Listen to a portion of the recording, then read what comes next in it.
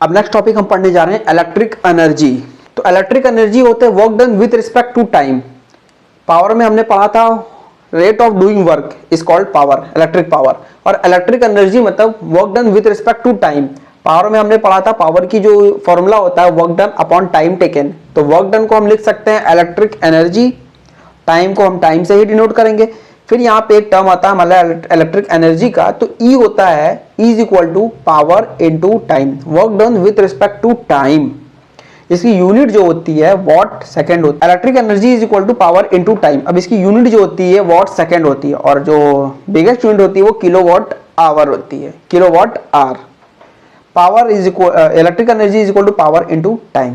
तो electric energy अब हम इसको समझे कैसे। आपके स्कूल में बहुत सारे बच्चे हैं, बहुत से स्टूडेंट पढ़ते हैं और सबकी अलग अलग एनर्जी होती है ना। तो एनर्जी का मतलब क्या होता है? एनर्जी तब होगी ना आप जितना, देखो आपकी बॉडी में एनर्जी कैसे आती है, जब हम लोग कोई चीज़ खाते हैं। जब हम खाते हैं हमारी बॉडी इसको डाइजेस्ट करती है तो हम एनर्जी फील करते हैं, हाँ अब हमारे अंदर एनर्जी आ गई है।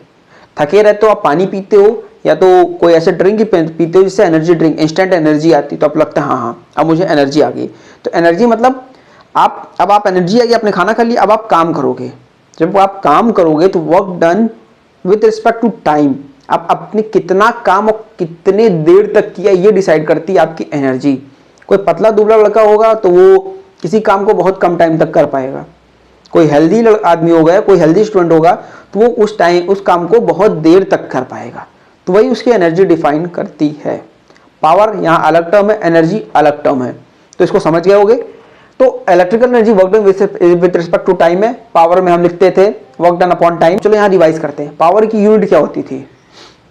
Work done with respect to time, work done क्या होता था? जूल पर सेकंड होती थी ना, उसको हम लिखते थे वॉट, WT वाट। तो यहाँ इलेक्ट्रिक एनर्जी की यूनिट क्या हो रही है? Watt second. पावर की यूनिट होती है वाट, टाइम को हम डिनोट करते हैं सेकंड से। बिगेस्ट यूनिट होती थी किलोवाट, टाइम का बिगेस्ट यूनिट होती है आवर, मतलब आवर में ही ना कि 1 आवर 2 आवर 3 आवर, तो किलोवाट आवर। ठीक है। Effect produced by electric current. क्या क्या इफेक्ट प्रोड्यूस होते हैं इलेक्ट्रिक करंट से? पहला होता है हीटिंग इफेक्ट। जब इलेक्ट्रिसिटी ट्रेवल करती है वायर में या तो फ्लो होता है इलेक्ट्रॉन का, इलेक्ट्रिक चार्ज का, तो हीट जनरेट होता है वहां से। ठीक है। रेजिस्टेंस होता है, रुकावट की वजह से हीट जनरेट होता है जो कि थोड़ा लॉस होता है। दूसरा क्या है? मैग्नेटिक फील्ड है, उसके आसपास उसके एरिया में जितना उसकी क्षमता होती है, मीन्स मैग्नेटिक फील्ड का मतलब कि उसके आसपास इलेक्ट्रिक फील्ड भी जनरेट होता है और साथ ही साथ उसके अगल बगल मैग्नेटिक फील्ड भी जनरेट होता है। तीसरा होता है केमिकल इफेक्ट।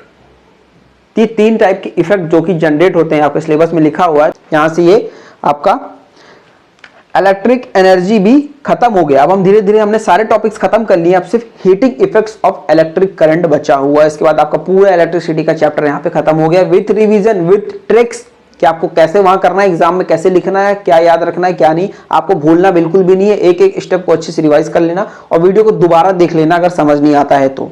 ये टॉपिक खत्म हो जाएगा तो आपका पूरा इलेक्ट्रिसिटी खत्म हो जाएगा। फिर इसके बाद हम लोग जंप करेंगे दूसरे चैप्टर पर। ठीक है।